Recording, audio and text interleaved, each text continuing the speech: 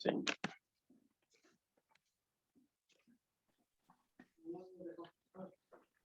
Hola chicos, ¿se escucha bien? Buenas, ¿cómo andas, Néstor? Hola, tal? sí, sí, se escucha. Bueno, muy bien. Bueno, vamos a esperar hasta las 1:30 y vamos a alargar a las 1:30. ¿Correcto? Así que yo me voy a mutear hasta las 1:30. Cualquier cosa los dejo en compañía del joven.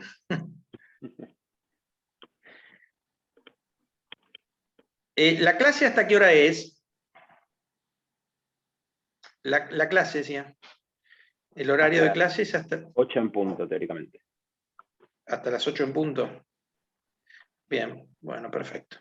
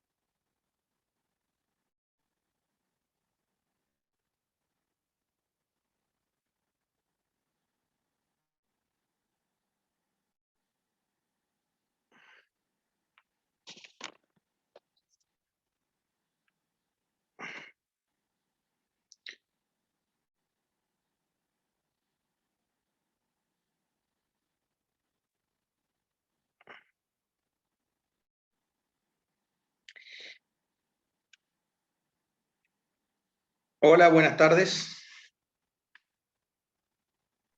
Hola, buenas tardes. ¿Se escucha? Sí, sí. ¿Se escucha bien? Perfecto. Sí. Sí, sí. Sí, porque tengo el micrófono lejos, así que... Bueno, chicos, a ver. Programita. Un segundito. Que ubico el programa.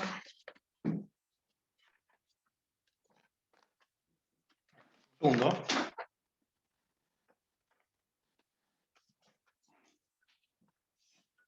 Bueno.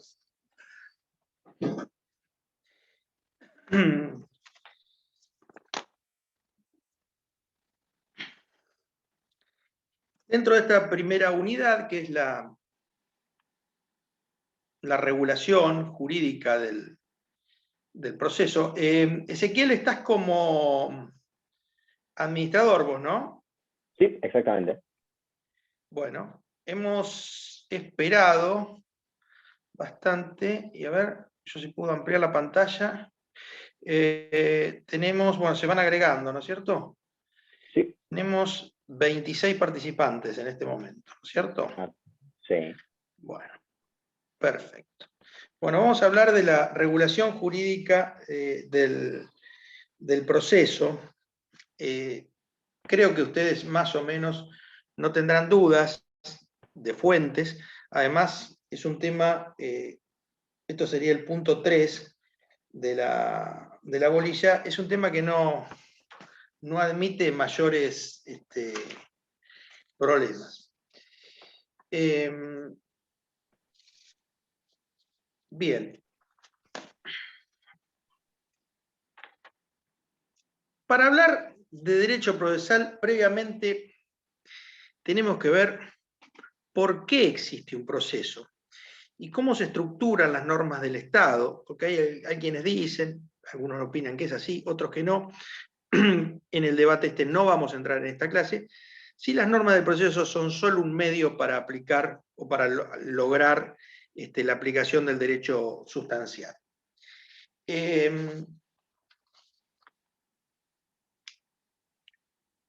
Esta cuestión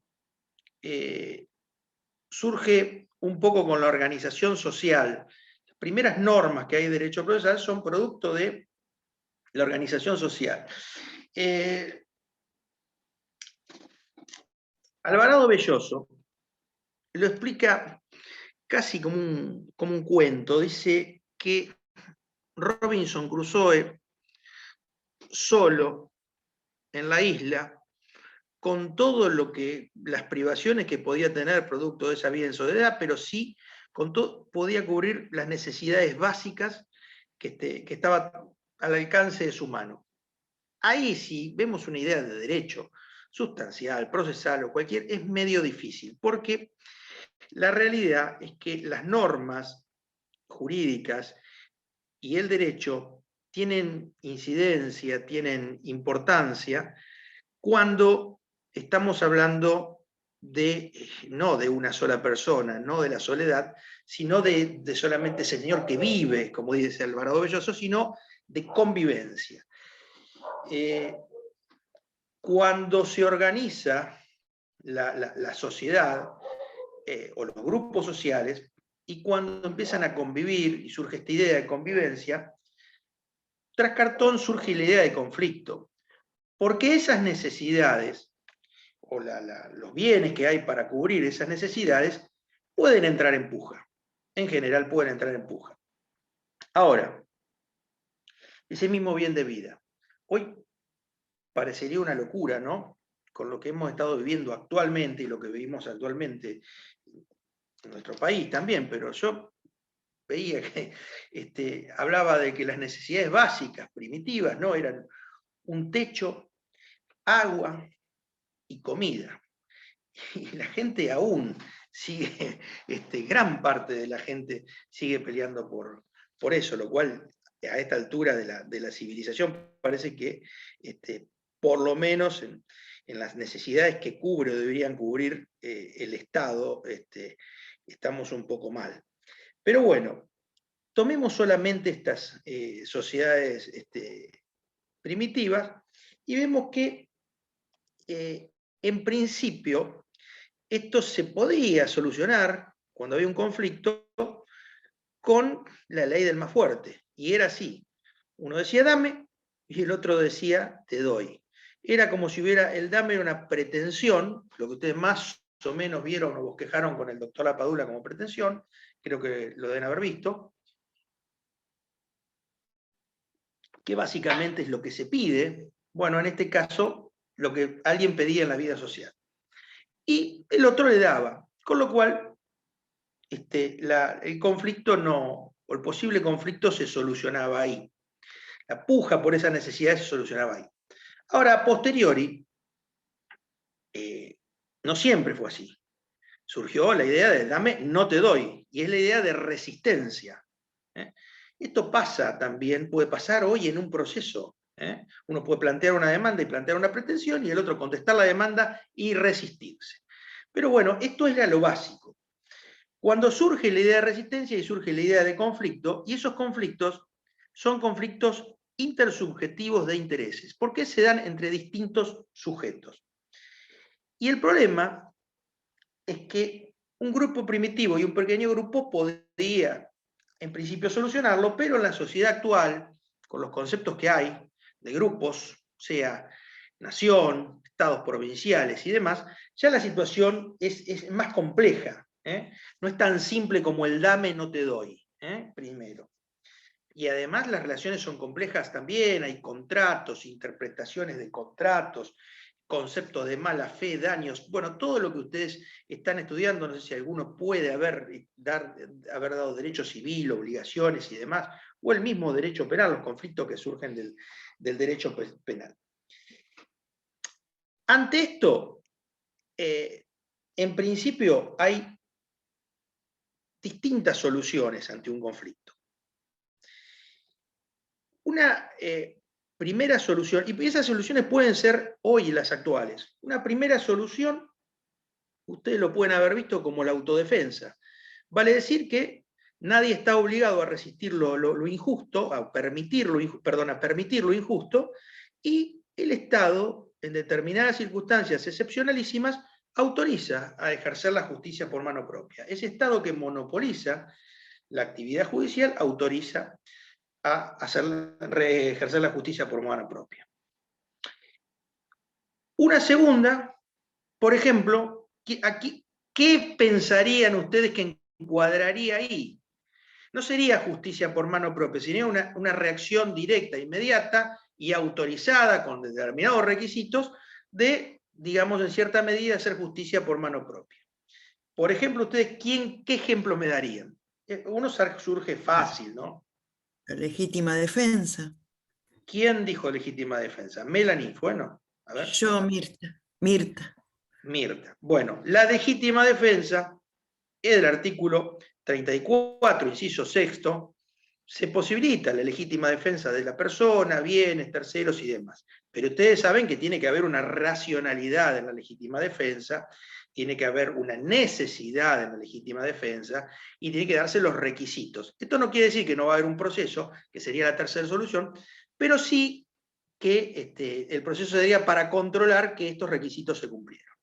No es el único caso de autodefensa que da el derecho. El derecho de retención, por ejemplo, o la excepción de incumplimiento, que no me pueden obligar a cumplir a mí como parte de un contrato si la otra parte primero no cumplió. El derecho, dentro del derecho del trabajo, la huelga podría ser también. Bueno, hay distintas posibilidades de autodefenderse que da el derecho.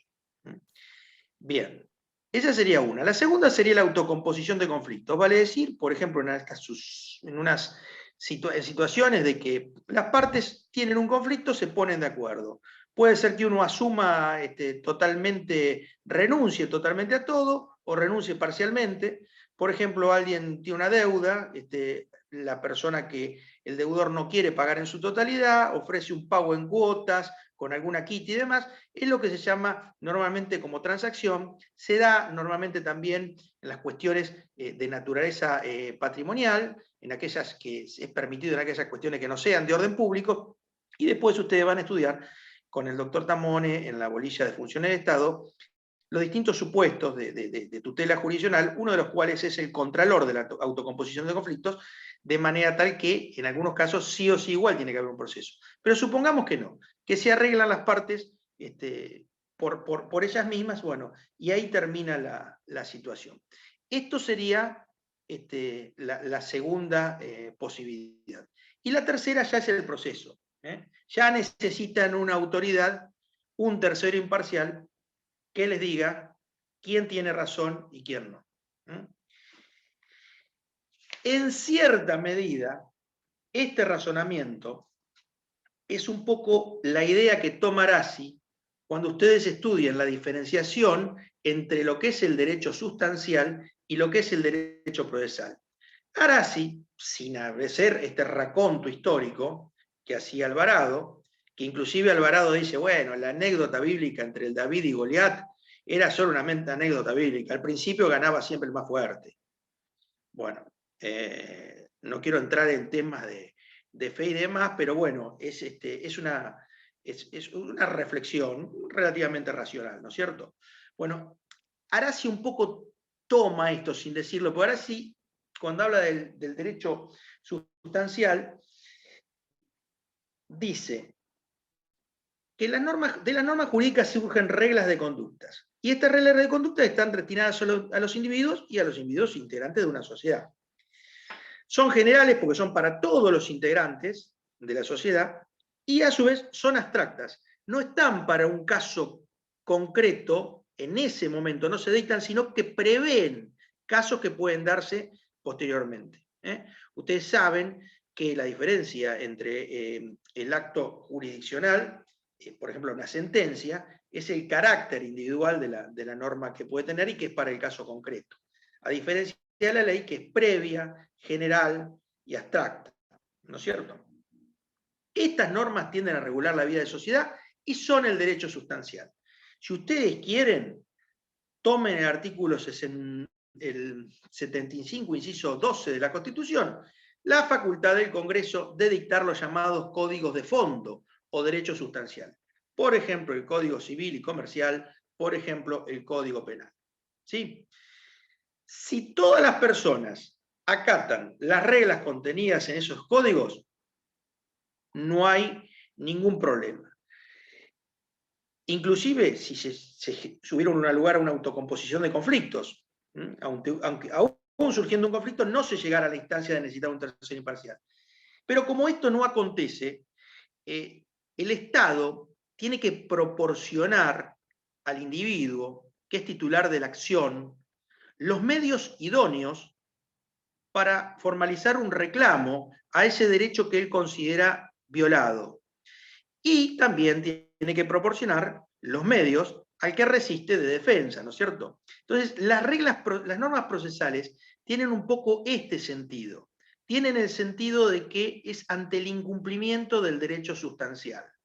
Entonces, las normas procesales nos van a decir quién va a juzgar, por ejemplo, las cuestiones de competencia, y cómo va a hacerlo. Por eso se dice que son normas, derecho de forma y demás. Mecanismos para que se cumpla los derechos o lo previsto en el derecho sustancial. ¿Cómo puede pasar esto? Bueno, una norma sustancial clásica es que ahora antes estaba en el artículo 500 y pico, era hoy, por ejemplo, una persona tiene que realizar una obra y no la hace. Y bueno, ante esta situación se podría hacer, hoy el Código Civil le da posibilidad, en el artículo 175 y 177, de pedir la ejecución forzada de esa obra, o buscar un tercero que la haga, o directamente reclamar los daños y perjuicios, o hacer todo junto, ¿no? Y después, también el artículo de aquel que causa un daño a otro, hay una norma primaria, hay dos normas primarias básicas en derecho: no dañar a otro y no matar. Bueno, aquel que causa un daño a otro se tiene que hacer responsable. Bueno, hay normas sobre responsabilidad que ustedes conocen. Y en materia penal, si bien tácitamente surge del artículo 79, al que matare a otro va a imponer una pena de 8 a 25 años. Es el homicidio simple o homicidio doloso. De ahí puede haber un homicidio agravado o un homicidio, digamos, atenuado, aún un homicidio culposo, aquel que fuera sin dolo, por negligencia, que pueden ser las cuestiones relacionadas con los accidentes de tránsito, si no son a propósito, o, por ejemplo, pueden ser las cuestiones de mala praxis médica y demás. Bueno, en ese caso, la norma primaria, no matar, está tácita, pero bueno, todo el mundo sabe que la consecuencia de ir de 8 a 25 años de prisión implica casi una prohibición. Si bien no dice el código directamente está prohibido matar, surge de las consecuencias. Entonces, el derecho sustancial estaría regulando todos estos bienes de vida, y el derecho procesal, ante los incumplimientos, ante la violación de estas reglas de conducta, tendría a evitar la impunidad y le daría al agraviado la acción y al supuestamente incumplidor de la norma el derecho de defenderse. Todo esto ante un magistrado que tiene el carácter de imparcial, que no está comprometido con el resultado de la decisión. Ustedes vieron hace poco en los diarios y demás un tema de jueces que debieron haberse excusado, que no, que jugaban a la pelota, al pádel. Bueno, estas cuestiones tienen que ver con la imparcialidad. Los temas de recusación y excusación tienen que ver cuando está comprometida la imparcialidad, que es un valor importante. El valor importante, como dice, imparcialidad, no es un término que genere algo malo, al contrario, lo bueno es la imparcialidad, no la parcialidad. Hay algunos que ponen siempre para mantener las recusaciones, para remedio legal para mantener la parcialidad, pues no, justamente lo contrario, la imparcialidad. Bueno, y acuérdense que estas normas de derecho procesal son locales, porque habíamos visto que por el artículo 67, inciso 11, las provincias se habían reservado ese derecho. Bien, vamos a hacer un paréntesis acá, porque...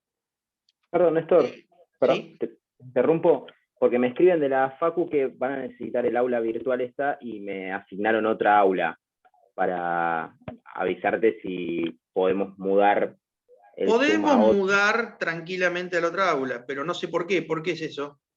Me dijeron que era porque necesitan la sala para el Observatorio Jurídico de Marina Sánchez Herrero, que solo por hoy si podíamos cambiar el... Sí. Si es para la doctora Sánchez Herrero, sí, si no, no. Nada, es un chiste.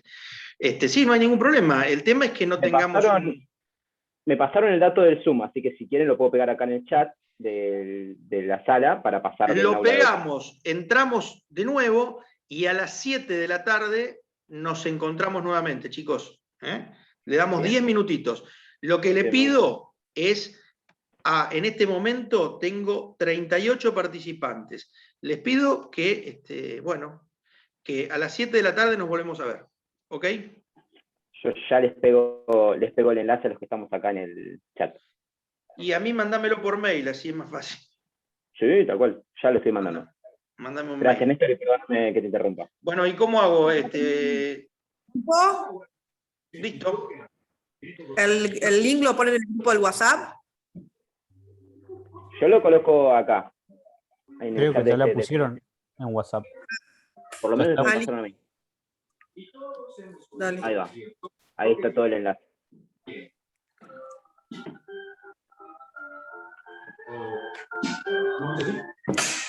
Bueno, nos vamos, chicos. Nos mudamos.